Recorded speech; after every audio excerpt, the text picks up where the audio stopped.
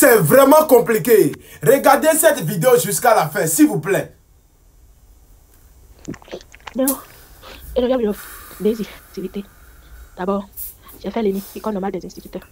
Et j'ai passé mon examen, mon cap avec mention. Donc, par la suite, le gouvernement, avec les concours, ça ne marchait pas. J'étais dans les écoles privées. Avec l'irrégularité des salaires, les salaires impayés de certaines écoles, j'ai dû faire une petite économie. J'ai commencé un petit commerce. Je gérais mon commerce avec l'école à la fois. Et par la suite, le commerce a pris. Et finalement, j'ai laissé l'enseignement. Je me suis concentrée sur le commerce. Je me suis concentrée sur le commerce depuis 2013. Ça marchait bien. J'agrandissais mes activités jusqu'à ce que je rencontre le papa de ma fille parce que dans le temps, je n'étais pas mariée. Et je l'ai rencontré. Et je me suis dit que c'était la seule chose qui me restait, un mari. Et comme c'était aussi un enseignant, un collègue comme moi, lui, il a continué et moi, je me suis concentrée sur le commerce. Et ça a vraiment pris. Je n'avais pas fait de prêts dans les microfinances. Mais je gérais moi-même mes capitales. Et j'ai commencé par toucher les millions. Avec ça, j'ai commencé par agrandir mon magasin. J'ai changé de boutique. J'ai pris une boutique plus grande et 2 boutiques dans Porto. Et ça allait vraiment. Sauf que l'homme qui était avec moi, à qui j'ai fait une fille, je me suis rendu compte très tard, après près de 10 ans, qu'il était juste avec moi pour l'argent. Parce qu'il m'a ruiné jusqu'au dernier centime. C'est dans mon commerce de la chambre que je faisais tout, que je gérais tout. Le loyer, les boutiques, l'électricité, l'eau, la nourriture. C'est dans ça que je prenais soin de lui. Et j'étais tellement aveuglée. Aveuglée. Je faisais tout ce qu'il demandait. Tout ce qu'il demandait, je faisais. Il n'a pas arrêté de me voler, de vendre les choses que j'achetais. Les motos sortaient avec, il ne revenait plus. En tout cas, j'ai vécu un véritable enfer avec lui. Et par la suite, il me battait, il me frappait. Oui, la violence conjugale était au rendez-vous. Pendant au moins 8 ans comme ça. Et le 15 mars 2023, suite à certaines choses, j'ai été opérée, j'étais à l'hôpital. Il n'a pas mis pied là-bas. Au contraire, il a profité pour vider mes boutiques, pour se rendre à Barako, où il a loué, il a pris une autre femme là-bas, il a loué là-bas. Et moi, je ne savais pas, il avait une autre femme là-bas. Pendant les vacances et les congés, il disait qu'il voulait aller en retraite spirituelle à Barako. Moi, je ne savais pas que c'était une autre femme qu'il avait là-bas. Et donc, en voulant partir, à chaque fois, il choisissait un moment où je ne suis pas là pour aller prendre des trucs, les pains, les chaussures, les boissons, etc. dans la boutique avant de partir. Et un jour, j'étais en hospitalisation. C'était ma maman, mon frère qui était juste avec moi. Il n'était pas là. En gros, c'est quelqu'un qui m'a ruiné complètement. C'est suite à ça, l'argent, le sac dans lequel j'ai l'habitude de vendre, il contenait de l'argent. Parce qu'avec le temps, les dépenses, les charges, lui, sa famille et tout, ça devenait vraiment, ça pesait. Et j'ai été obligée d'aller faire des prêts dans les microfinances pour pouvoir faire tenir mes boutiques. Et c'est là que je suis allée faire les prêts avec les papiers de mes parcelles. Un peu partout. J'ai fait des prêts au moins dans 3 microfinances comme ça. Et je tournais pendant au moins 4 à 5 ans comme ça. Donc, et ouais, mais bon, parce que non seulement je prenais les microfinances, mais je faisais aussi dans les usures. Mon recoin. J'avais des copines qui me proposaient ça. Dans Cotonou, là, je prenais juste une marron noire pour pouvoir que boutique tenir. Il y a une maçon, on me l'a dit commis autour. Non, il y a que le robe. Alors, c'est ça. Tontine, tout ça là. Mais là, tontine, il y en a des situations vraiment un peu compliquées. Je me suis retrouvée ruinée complètement et j'ai vendu certaines choses dans la boutique pour pouvoir rembourser certaines têtes. Après ça, j'ai ramassé mes effets le 15 mars 2023 et je me suis déplacée. Pendant les vacances qui ont suivi, j'ai postulé, j'ai trouvé une école à Réveil. Et j'ai postulé, j'ai été retenue et j'étais la seule enseignante dans l'école qui avait un diplôme professionnel. L'école payait seulement 30 000, 30 ou 35 000. Et j'avais accepté. Mais force est de constater qu'on n'a pas été payé. Et après les congés de fête, à chaque fois on nous disait que de renvoyer les enfants, les parents doivent venir sortir. Donc après les congés de fête, franchement, je ne me voyais pas être en train de prendre aller-retour 400 ou 600, traverser l'eau, aller à l'école à 6 heures.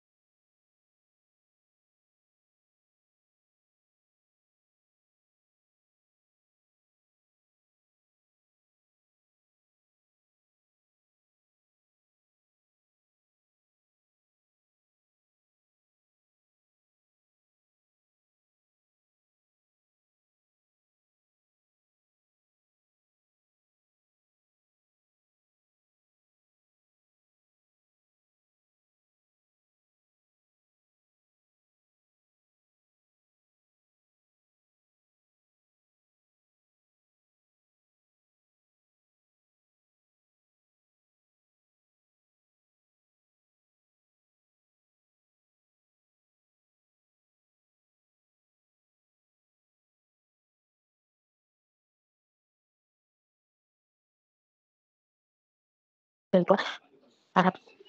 C'est comme ça, ma patronne a payé mon billet et je suis rentrée. Quand je suis rentrée au Bénin, dans l'avion, je ne faisais que pleurer parce que je me disais, et si je descends maintenant et quelqu'un à qui je dois me voir, on m'attrape, on m'amène en prison, je ne pourrais pas supporter cette humiliation. Je pleurais seulement jusqu'à mon arrivée. Je ne suis pas rentrée chez moi parce que mes parents, d'abord ma maman, elle est une tensionnelle, elle est malade. Je lui ai laissé mes 2 enfants. Et d'abord, ma situation de dette l'a rendue malade, très malade en plus.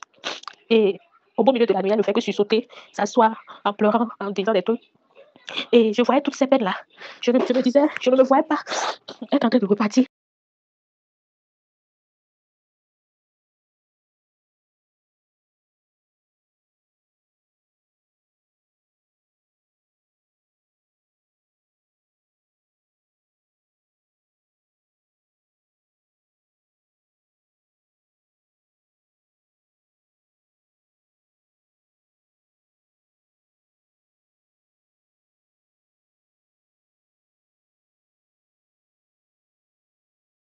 En voyage. Et depuis quelques temps, elle n'arrête pas de me dire que son mari va rentrer en octobre. Et ce qui me tue le plus actuellement, c'est que j'ai envie de rentrer chez moi. J'ai vraiment envie de travailler, de rentrer chez moi, de chercher un travail, de commencer par travailler. Mais j'ai peur. Franchement, j'ai peur. Depuis des mois, je n'ai plus jamais fermé les yeux la nuit. Je ne dors plus. Je ne fais que trembler tout mon corps. J'ai des palpitations, j'ai mon cœur qui bat à tout moment, qui me fait mal.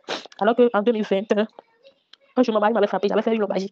J'avais fait une crise et j'étais restée dedans. Donc, il y a la tension qui agit sur mon pied gauche. Et ma main droite, déjà, qui tremble tous les jours. Franchement, j'ai besoin d'aide. Je veux vraiment rentrer chez moi au Bénin. Circuler librement. Avoir une paix d'esprit, mais je ne sais pas par où commencer. Je ne sais vraiment pas. Je ne sais pas s'il faut aller me rendre dans un poste de police. Je ne sais pas. Je sens que je ne suis plus là, des fois. Je suis assise là, c'est comme si mon corps a quitté. C'est comme si mon âme a déjà quitté mon corps, monsieur. J'ai besoin que vous partagiez mon histoire. J'ai tellement de tête au Bénin. C'est pour ça que je suis venue me réfugier ici. Et je ne sais pas par où commencer. Et j'ai envie là, de rentrer chez moi au Bénin, de pouvoir circuler librement, d'entamer une activité ou bien même si c'est un job, même si c'est un travail, au moins qui va me ramener quelque chose à la fin du mois pour m'occuper de mes enfants et de moi-même. Je ne sais pas, j'ai vraiment besoin de conseils, d'aide, de tout. Je vous en prie, aidez-moi s'il vous plaît.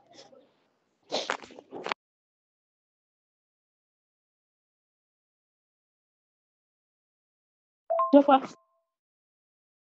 j'ai eu l'idée de me suicider dans cette chambre où je suis toute seule, abandonnée, où je ne sais même pas comment survivre, comment manger, rien. Je suis là seulement dedans, avec mon téléphone. J'ai ma copine là qui m'a reçue. Elle est en voyage. Et elle m'a dit que son mari doit rentrer en octobre. Et qu'elle prie pour que je trouve de l'argent pour louer moi-même. Pour que ma situation se régularise avant octobre. Et là, des fois, j'ai envie de ne plus exister. J'ai juste envie, des fois, de quitter ce mot parce que je me dis, quand je vais quitter, c'est fini, non. Mais au même moment, je me dis, que je ne suis pas une lâche. Et que je ne sais pas ce que les gens diront à mes enfants demain. Je sais pourquoi je vous écris.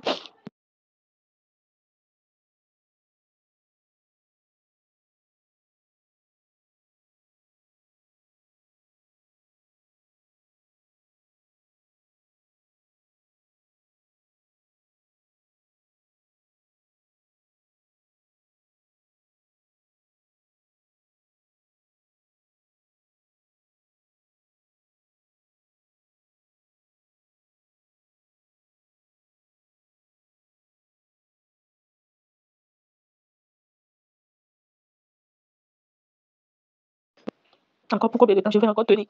Mais s'il vous plaît, partagez mon histoire pour que les gens puissent m'aider. Mon fils aîné était en première quand les histoires ont commencé. Avec le déménagement, je lui ai coupé l'école. Donc, depuis 2023, avec mes situations, mes soucis, je lui ai coupé l'école. Il a dû arrêter parce que je n'avais plus les moyens d'investir dans ces situations. Il est à la maison. La petite aussi a fait 1 an à la maison. C'est l'année passée, il y a une dame qui nous a aidés, qui l'a scolarisé. Et cette année, je ne sais pas encore comment ça va se passer. C'est pas facile. Il faut bonjour, il faut grandir. J'ai un petit souci de santé depuis quelques jours là. On me tient dans le vivre, donc j'ai du mal à parler. Dernière fois, les soirs, il faut faire le m'applaudir. Ça m'a pris, j'ai pris du temps avant de le faire parce que me rodons les on a senti là. Quand tu nous dis quoi, on a vu faire donc.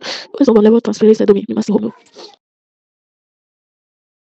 S'il vous plaît, chers fans de 90 cerveaux, n'importe quelle personne qui tombe sur cette vidéo et qui veut aider cette dame, je ne le connais ni d'Adam ni d'Ève. Mais quand elle m'a écrit, elle m'a balancé les choses, je suis choqué. Et tout ce que je peux lui apporter comme soutien, c'est que j'ai des abonnés. et avec mes abonnés, je pense qu'il y aura des personnes de bonne volonté qui peuvent l'aider, s'il vous plaît. Si vous pouvez aider cette dame, contactez-moi sur le 01 90 81 30 74. C'est mon numéro, je vais vous mettre en contact avec elle. 01 90 81 30 74. Je vais vous mettre en contact avec elle. Elle souffre. Qu'est-ce que moi je peux faire pour elle? C'est tout ce que moi je peux faire pour elle, ça.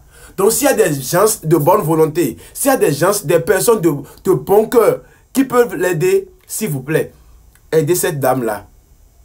Aidez-la. 01 90 81 30 74, c'est mon numéro. Je vais vous mettre en contact avec elle. À ce qu'il paraît, elle est toujours au Togo. Les amis, s'il vous plaît, elle a besoin de vous. Et partagez cette vidéo. Même si tu ne peux rien pour elle, partage cette vidéo. Il y aura forcément quelqu'un qui aura un bon cœur pour qui peut toutefois l'aider. S'il vous plaît, partagez. Partagez cette vidéo massivement. Partagez cette vidéo massivement pour sauver cette dame. Partagez. C'est tout ce que moi je peux faire pour elle. C'est tout ce que votre homme serviteur 90 cerveaux, c'est tout ce que moi je peux faire pour elle. C'est tout ce que moi je peux faire pour la soutenir. S'il vous plaît, partagez la vidéo. C'est sûr qu'il y aura des gens de bonne volonté qui peuvent aider cette dame. Merci beaucoup et soyez abondamment bénis.